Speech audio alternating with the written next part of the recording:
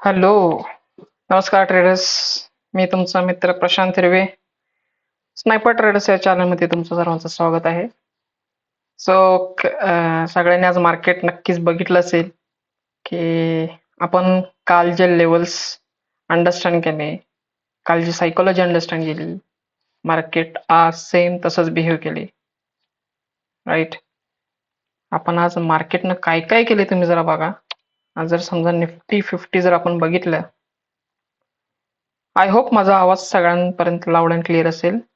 ठीक आहे. मी काय म्हणलं होतं, this is one of the retest. Market काय चालू आहे, लोअर लोज क्रिएट करते, बरोबर. एक रेड कॅन्डल, पुल बॅक छोटासा, red candle, pull back, red candle, pull back, and now it's near to the support. हा आता या अशा सपोर्ट झोन मध्ये आहे जेणेकरून मार्केट ह्याला ब्रेक करण्याचे चान्सेस जास्त आहेत. जवळपास कदाचित 300-400 पॉईंट मार्केट डाऊन झालेलं आहे आज, आणि सेन्सेक्स पण खूप चांगलाच पडलाय, 1000 पॉईंट काहीतरी पडलाय होते.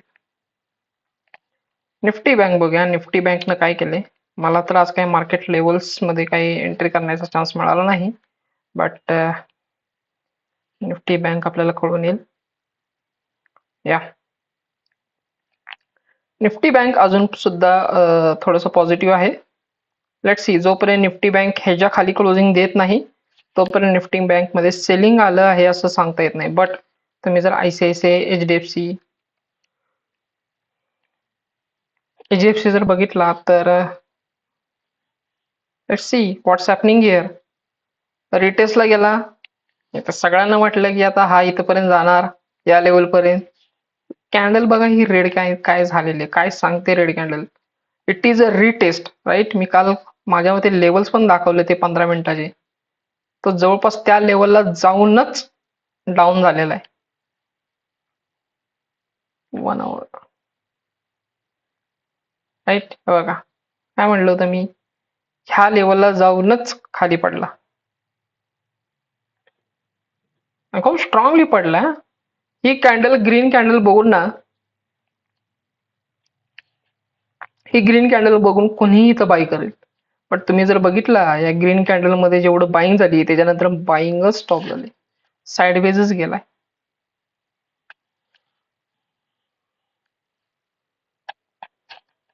आणि इथे बेसिकली परत वर जाण्याचा ट्राय करण्याचं असं दाखवले. इथं बघितलं तर प्रत्येक ग्रीन कॅन्डलच्या बाजूला लगेच रेड कॅन्डल आहे, लगेच त्या ग्रीन कॅन्डलला संपवले. या 2 ग्रीन कॅन्डल झाल्या, लगेच एका कॅन्डलने यांना संपवलं. आणि आज जवळपास ह्याच्या खाली क्लोजिंग गेलेली आहे, ह्याच्या पण खाली, सॉरी ह्याच्या पण खाली नाही, बट इथं बघा ही हॅमर झाली, परत बाहेर ऍड केली, परत सगळ्यांची एसल हँड केली. सध्या आता मार्केटमध्ये हेच चालू आहे. एचडीएफसी, आयसीआयसीआय, आयसीआयसीआय पण बघू. आयसीआयसीआय मध्ये पण बघा, आयसीआयसीआय मध्ये पण इथे रिटेस्टला आला होता, रिटेस्टला आला आणि लोअर लोज बनवायला चालू केले. आता आयसीआयसीआय सुद्धा डाऊन येण्याचे चान्सेस जास्त झालेले आहेत आजच्या रेड कॅन्डलमुळे, आजच्या सेलिंगमुळे. अजून कोणता होता, Reliance. Let's see Reliance. Okay,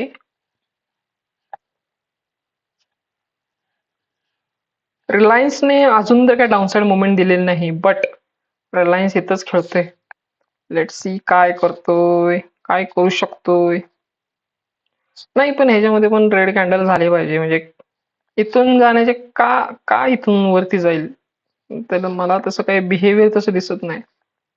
हा, त्याच्या एका चांगल्या झोन मधनं रिएक्शन तर आलेलीच आहे, पण एखादा सुद्धा सप्लाय झोन, म्हणजे हे एवढं कन्सल्टेशन सोडलं तर मग ना काय, नंतर कुठलंच सप्लाय झोनच्या वरती क्लोजिंग नाही. ऍटलीस्ट ह्याच्यावरती तर क्लोजिंग इथं पाहिजे होती, मग ही तो डाऊन साईड आला असता तर मग आपण काहीतरी प्लॅन केलं असतं. बट सध्या तरी सेलिंग शॉर्ट साईडलाच प्लॅन करा तुम्ही पण, असं मला तरी दिसते. इथे एक रेड कॅन्डल होणं अपेक्षित तर आहे. रिलायन्स झाला, अजून कोणता होता, आयशा मोटर. आयशा हे बाकीचं पण पडलेलंच दिसते मला. एसबीआय लाईफ इन्शुरन्स पण इनफॅक्ट थोडासा वाटत होता, बट नाही, एसबीआय लाईफ इन्शुरन्स मध्ये पण आता सध्या साईडवेज गेलेलं आहे, त्यामुळे साईडवेज झोन मध्ये तरी काही ट्रेडिंग करू नका कोणी. ठीक आहे, जोपर्यंत थोडस का असं ना प्राइस ऍक्शन होत नाही तोपर्यंत तरी त्याच्यामध्ये ट्रेडिंग काही करू नका. हा, हे ज्या लोअर लेवल्सला जर काही मिळत असेल, फॉर एक्झाम्पल आता 1 आवरला जर काही मिळत असेल, 4 आवरला काहीतरी मिळत असेल, तर नक्की ट्रेड करा. पण ऑलरेडी आता इथं जर बघितलं नाही, इथं ह्या लेवलचा झोन संपलाय. इथं टच केला, वरती गेला होता, परत आलाय, आणि ज्यावेळी इथं टच करून वर गेला होता ना, त्यावेळी ह्याच्या कोणत्याच ठिकाणी क्लोजिंग चांगली दिलेली नाहीये. आणि ऑलमोस्ट इथं काय केलंय, ह्या लेवलचे सगळ्याच म्हणजे ब्रेकआउट, ह्याच्या लेवलचा ब्रेकआउट झाला असं दाखवलं आणि खाली पडले. लेट सी काय होते इथे, काय होते ह्या लेवलला. कारण इथे असं दिसतंय की बायर्स तर ऍड होते तिथे. आयशा मोटरमध्ये बायर्स तर चांगले ऍड झालेले आहेत, कारण प्रत्येक कॅन्डलच्या खाली वीक आहेत. इथे तर काय एसएलच हंट केलं सोडा, तर ही कॅन्डल चांगली झाली. सो माझा व्ह्यू सेम निफ्टी 50 मध्ये. निफ्टी 50 मध्ये अजून तर माझा व्ह्यू सेमच आहे. ह्या झोनला मार्केट स्टॉक येणं अपेक्षित आहे, ह्या झोन पर्यंत. इथून थोडीशी रिॲक्शन येईल इथपर्यंत, बट डाऊनसाइड मुवमेंट फिक्स आहेत. डाऊनसाइड मुवमेंट आलीच पाहिजे. बघा, मी काल काय म्हटलं होतं, ही लेवल मला दिसते आणि ह्याच्या मिड पॉइंटला कुठेतरी जाऊन रिॲक्शन आली पाहिजे. रिॲक्शन ह्या लेवल पासून आली आणि डाऊनसाइडच आली. हा, ही खालचीच मुवमेंट आहे. वाटलं होतं की इथं गॅप अप होईल आणि इथं येईल, बट तसं काय झालं नाही. डायरेक्ट गॅप डाऊन झाला आणि मग डाऊन साइड झालेलं आहे.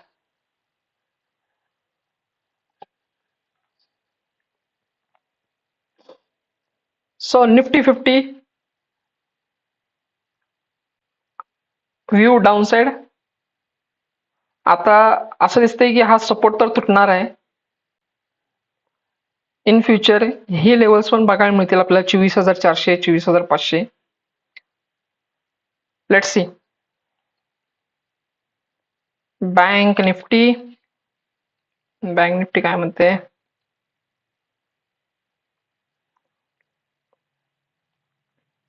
बँक निफ्टी मध्ये सेम, अजून तरी स्ट्रक्चर तर स्ट्रॉंग दिसते मला. हे लेवल स्ट्रॉंग आहेत, हे जे मी लेवल मार्किंग केले हे लेवल अजून सुद्धा स्ट्रॉंग आहे. ह्या लेवल पर्यंत मार्केट येण्याचे चान्सेस तर आहेत. ह्या लेवल पर्यंत बँक निफ्टी पडेल. बँक निफ्टीचा ब्रेकडाऊन होणार नाही असं दिसतंय. जर समजा बँक निफ्टीने जर अशी रेड जर कॅन्डल केली नाही ते अशी, तर मग बँक निफ्टी पण सेमच या लेवलला येऊ शकते. जोपर्यंत 60,000च्या वर आहे तोपर्यंत बँक निफ्टीमध्ये पॉझिटिव्ह तर आहे. पण तिथे काल मी मार्किंग पण केलं होतं ह्या लेवलला, की हिथून सेलिंग येणं इम्पॉर्टंट होतं आणि ते सेलिंग आलेलं आहे या लेवल पासून. कारण हा सेलरचा एरिया आहे ना, इथनं एकदा मार्केट पडलेलं आहे, दुसऱ्यांदा का नाही पडणार? ऑब्विसली पडणार.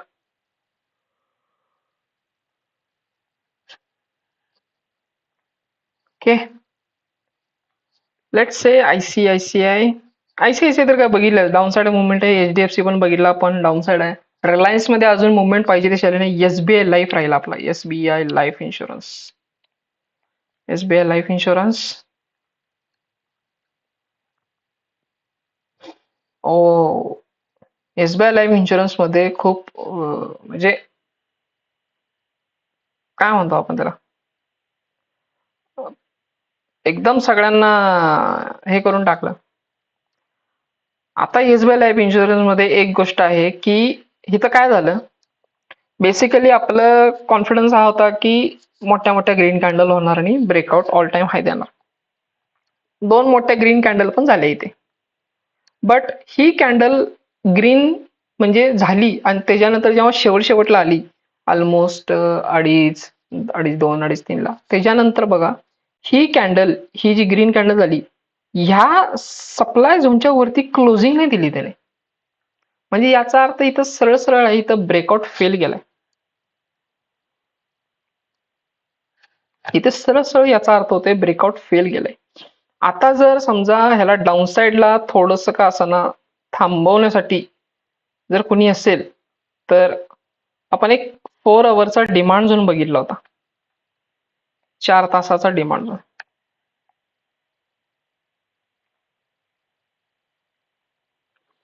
हा हा झोन इतका पण काही स्ट्रॉंग नाहीये, पण मला ह्याची क्लोजिंग जास्त आवडली. ह्या ग्रीन कॅन्डलची क्लोजिंग जास्त आवडली मला. आता कसं असतं ना, सायकोलॉजी काय सांगते, एक तर ह्या रेजिस्टन्स लेवल पासून ब्रेकआउट देण्याचा ट्राय केला, ब्रेकआउट फेल केला, सेलर्स सेलर्सने काय केलं, प्राइसला खाली ढकललं. ब्रेकआउट फेल केल्यानंतर आता ह्या पॉइंटला असं दिसतंय की इथून थोडस सेलिंग येण्याची शक्यता आहे. आता जेव्हा थोडस सेलिंग येतं, ठीक आहे, आता म्हणजे इथं काय झालंय, इथं जे जे जे रिटेलर्स बाईंग साईडला उतरले, राईट, बाईंग साईडला जे जे उतरले त्यांचा एस एल खाण्यासाठी तर हे आलेलं खाली, त्यांचा एस एल खाण्यासाठी मार्केट खाली आलेलं आहे, राईट. आता जेव्हा ह्याला परत वर जायचं असेल तर त्याला एक स्ट्रॉंग डिमांड झोन पाहिजे. तो माझ्यासाठी तर सध्या ह्या लेवलला आहे. लेट्स सी, आपण लोअरला हा आपण काल बघितलं होतं कदाचित आपण. लोअरला तर काय नाही, जर तुम्ही बघितला सेलिंग बघा कसं झालेलं आहे. हे सेलिंग चांगलं झालेलं नाही, म्हणजे एक्सपेक्टेड सेलिंग झालेलंच नाही एक प्रकारचं. सेलिंगच बघा ना कसं झालंय. हा, ही ही सेलिंग कॅन्डल चांगली झाली.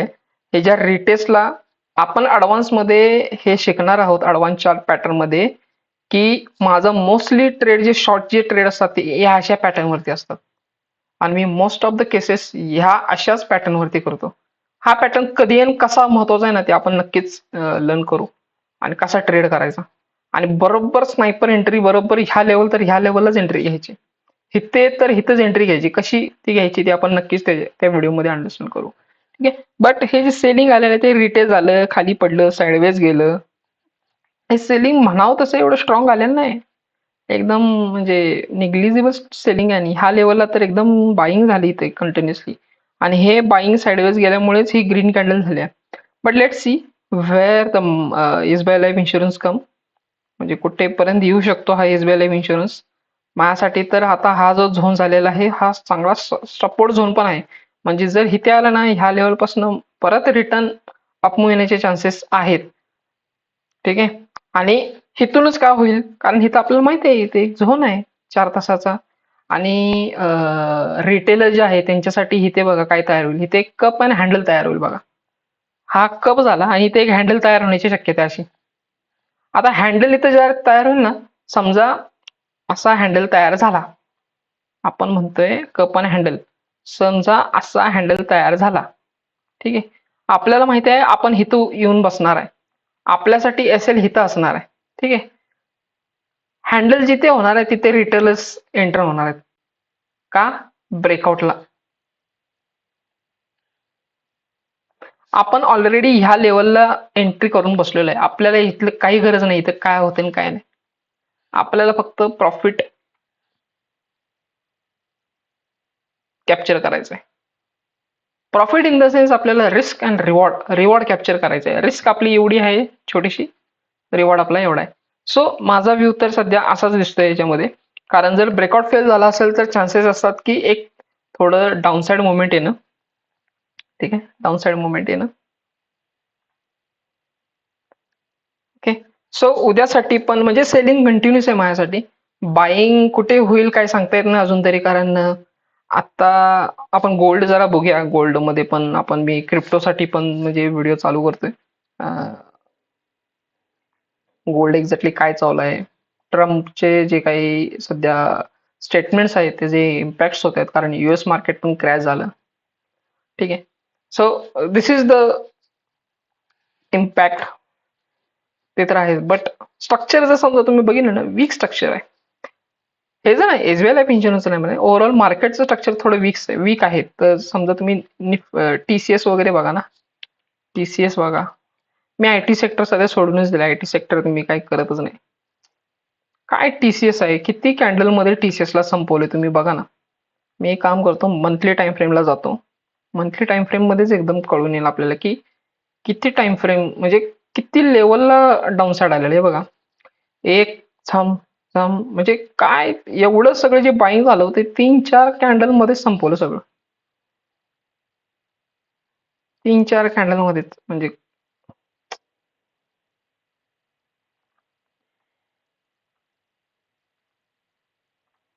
मी क्वार्टरलीचा टाइम झोन ऍड करतो. चार्ट सेव्ह झालेला नाही तिथे, पण ठीक आहे बघतो काय झालंय. क्वार्टरलीचा डिमांड झोन तर नाही दिसत आहे आणि सप्लाय खूप स्ट्रॉंग आहे. मला वाटत नाही मंथलीचा डिमांड झोन कितपत त्याला सहन करेल, म्हणजे कितपत त्याला तो सस्टेन करू शकेल.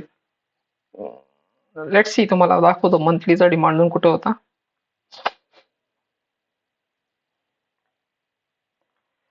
हे बघा, आता इथे तर हाफ इयरली डिमांड झोन आहे.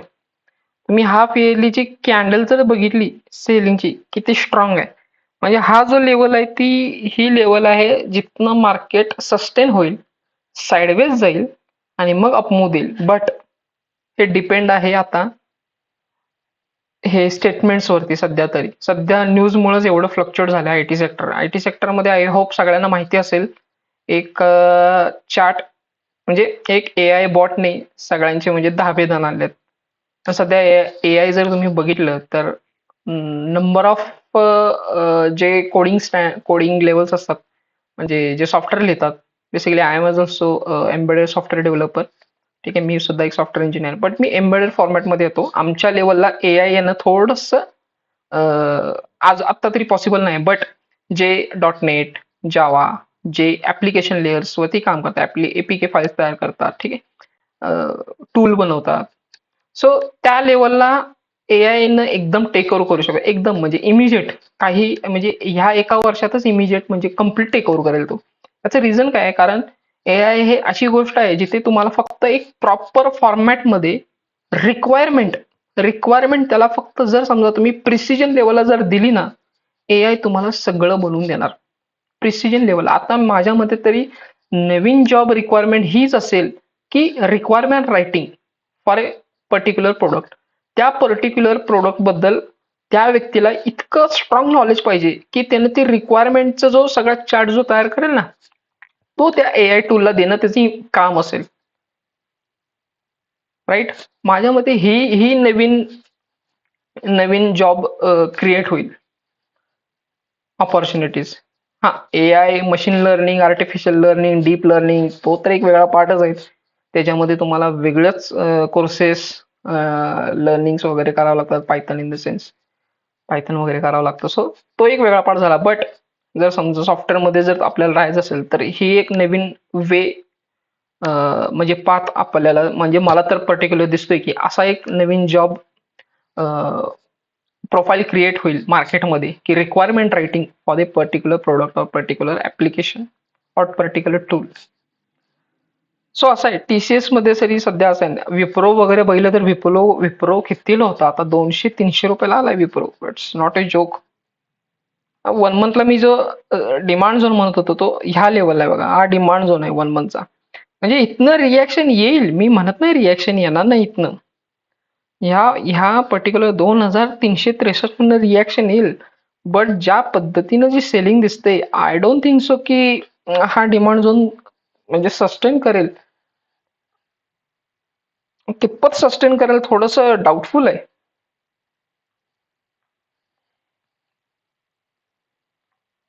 कितपत सस्टेन करेल थोडस डाऊटफुल आहे यार. म्हणजे तुम्ही जर बघितलं ना, किती डिमांड झोन तोडले त्याने आणि चाललेलं तर अजिबात नाही. हा डिमांड झोन किती स्ट्रॉंग होता, हा डिमांड झोन किती स्ट्रॉंग होता बघा. हा डिमांड झोन कसला तोडलाय त्याने. वीकली डिमांड झोन होता, त्याची क्लोजिंग चांगली होती, डिमांड झोन तोडला. हा डिमांड झोन तोडला, तो डायरेक्ट ह्या डिमांड झोन पासून चाललाय, म्हणजे इथनं ह्या लेवल पासून, ह्या ओरिजिन पासून चाललाय फक्त, ते पण काही पर्सेंटेजच.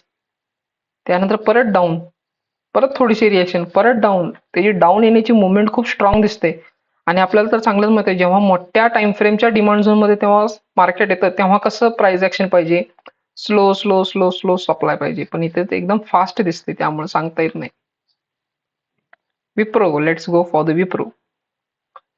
बघा, विप्रो 200 ला आलाय. मी ह्या 300 पासून आहे बघा, इथे पण सेम स्ट्रक्चर झालंय का या लेवलला. मार्केट जेव्हा हाय, हे क्वार्टरली डिमांड झोन आहे ना इथे. बघा, हा एक क्वार्टरली डिमांड झोन येतोय. मी क्वार्टरली डिमांड झोन मध्ये जाऊन बघाल. इथे बघा, इथे काय झालं, डाऊनसाइड आलं, साइडवेज गेलं, अपमूव्ह गेलं. आणि विप्रो मध्ये अपमूव्ह आले म्हणजे चांगलीच आली होती. विप्रो मध्ये अपमूव्ह चांगलीच आली होती. बघा ह्या डिमांड झोनने, बघा हा डिमांड झोन, बघा हा डिमांड झोनने ह्या सगळ्या कन्सोलिडेशनच्या वरती क्लोजिंग दिली की नाही, मग हे तर एंटर करणं बरोबर आहे की नाही. हे तर एंटर केलं आपण ह्या लेवलला समजा. हे चांगलं म्हणजे खूप स्ट्रॉंग, मी तर म्हटलं असतं ह्या लेवल पर्यंत तुझं टार्गेट होतं. बट ट्रम्प साहेबांनी इथं जे घोळ केलाय, त्या घोळमध्ये आपलं इंडियन आयटी मार्केट डाऊन झालं थोडं. Indian IT market completely US based आहे बाई. युएस युएस शिवाय काय आता. आपण एक काय त्याला म्हणतो, आपण प्रोजेक्ट्स घेतो किंवा त्यांच्याकडनं काम घेतो, आम्ही हे काम करून तुम्हाला देतो. आपण स्वतःच असं काही नाही.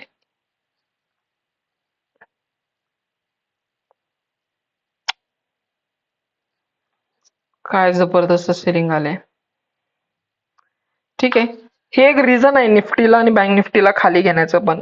ठीक आहे, आणि आता सध्या एसबीआय वगैरे, जर एसबीआय बँक जर तुम्ही बघितलं ना, एसबीआय स्टेट बँक खूप हायर लेवल आहे. कारण एसबीआय बँकेचं नेट प्रॉफिट आता जे Q3 लेवल आली ते खूप स्ट्रॉंग आलं होतं. त्याच्यामुळेच एसबीआय बँकेमध्ये एवढी मोठी राहिलेली. एसबीआय बँक जो 400-500 रुपये मध्ये साईडवेज होता, तो आज 1200 रुपयाला गेलाय. It's not a joke. कल्पनाच करू शकत नाही.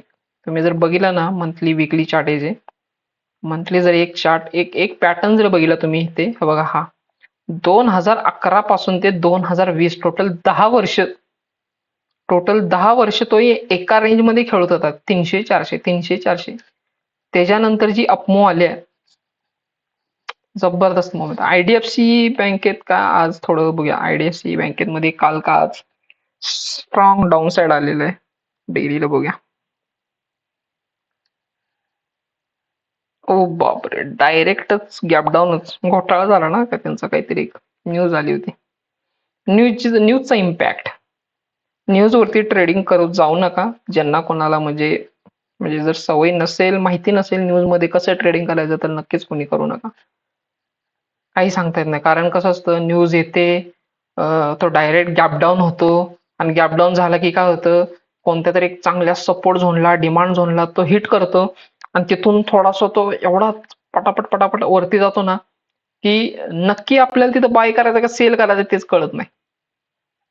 असं पण होतं. तुम्ही बघितलं असाल ना, आता सध्या ट्रम्पने पण जे न्यूज दिली त्याच्यावरती, ते काय झालं, वरती गेलं ना, स्टॉक सगळे वर गेले, परत सगळे डाऊन आले. हेच तर आहे न्यूज बेस्ड मार्केटमध्ये ट्रेडिंग करण्याचं. सो आय होप लेवल्स सगळ्यांना कळाले असतील. सध्या तरी मी अजून सुद्धा डाऊन साइड मुवमेंटच बघतोय. एसबीआय लाईफ इन्शुरन्स मध्ये मी नक्कीच ट्रेड करेन. मला तो पॉईंट जर सापडला तर मी स्ट्रक्चर थोडंसं बघेन. स्ट्रक्चर बघितलं की मला म्हणजे कळेल की बाबा इथूनच जाणार का अजून थोडंसं डाऊन साइड येईल. बट ह्यावेळी मी एसबीआय मध्ये इन्व्हेस्टमेंट म्हणजे MTF फर्स्ट ट्रेड करेन मोस्टली. निफ्टी फिफ्टी मध्ये ऑप्शन्स मध्ये ट्रेडिंग करणं पॉसिबल होत नाही ऑफिस आवर्स मध्ये. ऑप्शन्सला नाही पॉसिबल होते. बट निफ्टी फिफ्टी मध्ये निफ्टी तर मला वाटते डाऊन साइड येण्याचे, त्याचा सपोर्ट झोन ब्रेक करण्याचे चान्सेस जास्त दिसत आहेत. बँक निफ्टी मध्ये जोपर्यंत 60,000च्या लेवलच्या वरती आहे तोपर्यंत ठीक आहे. Let see what happen in the Bank Nifty as well. Reliance ने अजून काही डाऊनसाइड मुवमेंट दिलेली नाही, बट तो बेस कॅन्डल 2 दिवस केले त्याने, आज पण केली, काल पण केली. Let see. मी तर एक्सपेक्ट करतोय की त्याने रेड कॅन्डल करावी मोठी आता. ठीक आहे, एक चांगली रेड कॅन्डल करायला पाहिजे. मी म्हटलं पण होतं करायलाच पाहिजे ते. एक रेड कॅन्डल करून खाली आला पाहिजे. ओके, सो आय होप सगळ्यांना लेवल्स कळायला असतील. अजून तर सायकोलॉजी म्हणजे मी म्हणजे अजून कुणाला जर तेवढं अंडरस्टँड होत नसेल तर नक्कीच माझे प्लेलिस्ट आहेत. अजून मी सायकोलॉजीचे व्हिडिओज ऍड केलेले नाही आहेत अजून. हळूहळू मी point by points, subject wise मी व्हिडिओज क्रिएट करून मी पोस्ट करतोय. आणि जर तुमचे काही डाऊट्स असतील तर नक्कीच मला कमेंट सेक्शनमध्ये ऍड करा. मी ते रिझॉल्व्ह करण्याचा नक्कीच ट्राय करेन. So please like, share and subscribe. Thank you.